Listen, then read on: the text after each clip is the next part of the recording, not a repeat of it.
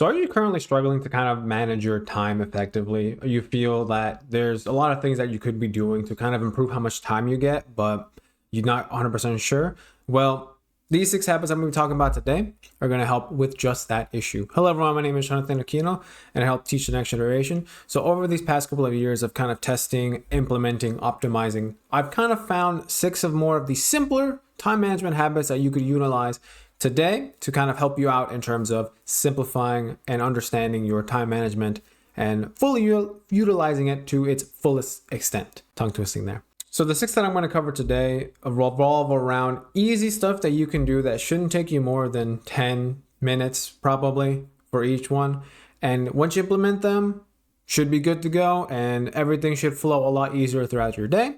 And these are all pretty easy to follow, and I'm going to make sure to explain in great detail about all of these because I personally do most, if not all of these, and I definitely feel the difference between doing them and not doing them all those years ago. So the first one that I want to mention is planning your day the night before, where you kind of, before you go to sleep, let's say in the evening, you're like, okay, so instead of maybe doing something else that may not be productive, you kind of just look at your calendar or you look at your to-do list for tomorrow and kind of think, okay, so this is how I'm going to tackle this stuff. I'll probably do that in the morning. I'll probably take a break and then I'll do that at that point and then so on and so forth. Then you wake up and you don't go, oh man, what am I doing today? You go, okay, so I have this. Let's do this right now. And you'll follow the schedule that you set the day before. I have really found that doing that really gets your momentum going for the day, where you know exactly what you're going to do when you wake up and you do it immediately. Now, it doesn't have to be like this big ass list of things that you got to get done, but it could be, for example, for me, wake up. All right, let's record, wake up. All right, let's go source. Wake up. All right, let's go do this. Instead of shit, what am I doing today? Like, you don't want to spend time on thinking of what to do. You should already know what to do, and planning the day before, night before, fantastic. Has saved a lot of headache, a lot of time, and a lot of brain power that I could use for other things that mean more to me instead of going, I don't know what I'm doing right now. The next thing that can definitely help out would be to kind of set your priorities or let your goals and what you want to achieve. If you don't have like a strict goal or priority, you'll kind of be, and I've kind of figured this out too, you kind of aimlessly work. So you'll feel productive, but you don't have a set reason to work, if that makes sense.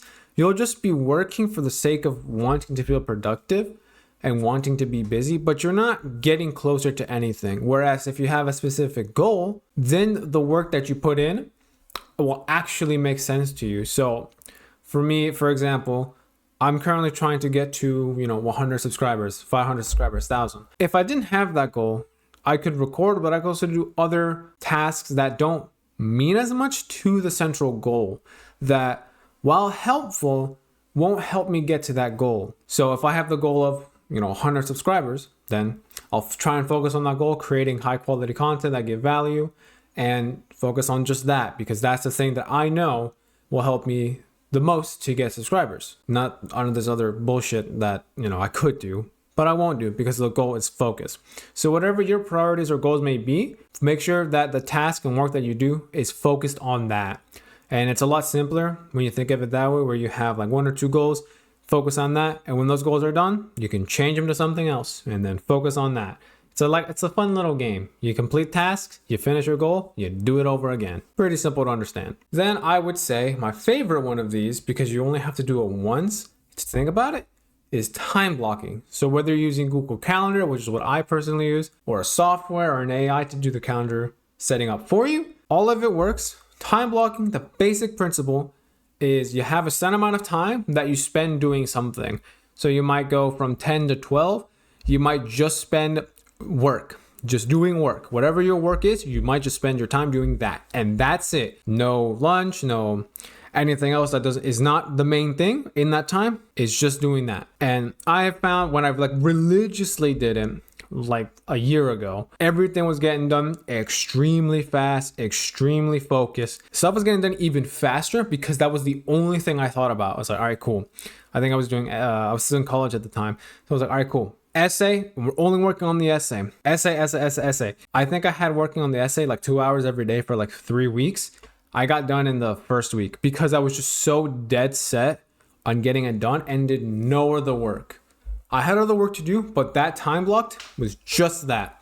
So if you can religiously follow your time blocking, that's the best results. But we all have, things that come up, which I get, which is why I don't religiously follow it as often. But I do still time block everything. So I know that I have to do this at this time, this at that time, so on and so forth. Time blocking, I've done videos before on it, and it's honestly been, my opinion, the best thing to help me out in terms of improving my time management overall. Now, to kind of follow along with time blocking, I would say that might be shocking to some of you, but taking regular breaks recently has really been helping out with, my productivity and workflow, because, when I wasn't really paying attention to rest and recovery, I was regularly burning out. So I would work 24/7 a month straight and be gone for like a week or two, then repeat the cycle again, and then be gone for even longer because I wasn't fully recovered. Nowadays, I do actually respect my rest and recovery,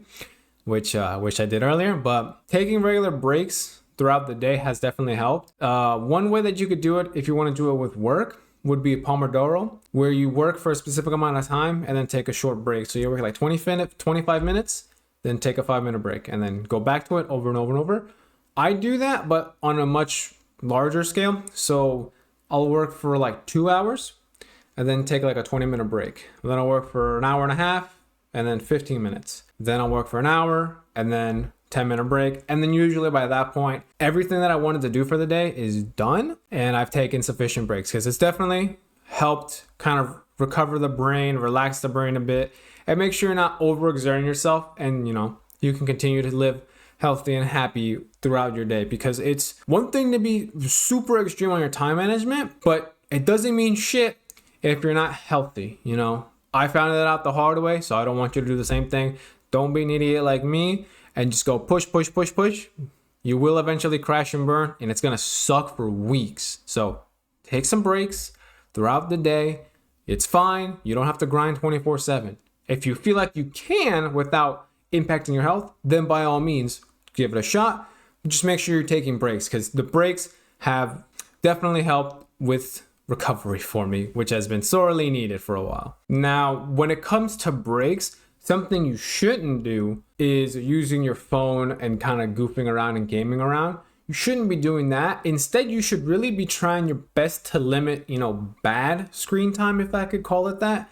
Playing games on your phone, watching YouTube on your phone, social media on your phone.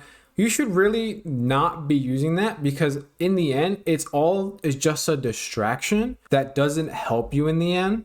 So you should do your best to kind of limit your screen time and kind of hide, I guess, quote unquote, hide your phone in a way, because you don't want your phone to distract you, and you don't want to do tasks and things that don't necessarily matter to what you're trying to do. I know I have the habit sometimes where I'm on the computer trying to do work, and I'll get sidetracked and go on a 30-minute quest on the internet, which sucks. You've probably done it before. The phone, I personally just messed up with it a lot recently, and it's now extremely difficult for me to get distracted by it. So I have it, I'm looking at it, it's in front of me, but it doesn't turn on. Notifications never pop up. I have to physically turn it on for any of the light to come on. It's in black and white. Like, it's a completely boring phone. So it's really easy for me to kind of just focus on other tasks that mean more to me instead of the phone, because it's not going to do anything. It's just sitting there. I'm not going to do anything. So try to limit your screen time as best as you can. And when you're taking breaks, try to have it more productive. So, maybe going on a walk, stretching, doing a little bit of exercise, you're using the bathroom, getting some neat, anything else that doesn't involve your phone, if that makes sense, because the phone ain't going to help you for your goals for the most part. And then the last thing that I would say that has definitely helped, that I've slowly been slacking on a bit, which I do feel kind of bad on, but I want to continue to do because it's actually very helpful if you do it correctly, is reflecting on your day, which is kind of like your, what is it called? Accountability. I think is what it's called. Accountability, where you kind of look at what you did that day and go, okay, so why did that do so well? Why did we get this done effectively? And then you might look at another time block, for example, and you go, okay, I was supposed to do 2 hours of work, but I only did an hour. What did I do wrong? What happened here? You might go, okay, well, I got a call from someone and then I had to do a errand, or, I had to use the bathroom for a while. Something along those lines that kind of help you gauge what you're doing correctly for the day and what you're doing incorrectly for the day. And it's a kind of process of optimization and understanding, so you know how you work best. Because I can tell you all the time management secrets, all the time management habit, all the productivity habits, but I don't know how you work best. Only you know how to do that. So if you reflect on it and go, okay, well, he's saying a time block, but I don't really get time blocking. This other thing that I do, though, that works for me. Then by all means, do the thing that works for you. In the end, it's up to you to kind of decide how you work best. So if you work completely opposite to how I do, you do completely opposite things than how I do, and you still work, there's no issue with that. And you got an issue with that because you know how you're going to work. I know how I'm going to work. It's just how it works. So make sure you reflect on how you work, how your day went, what worked and what didn't, and optimize it from there.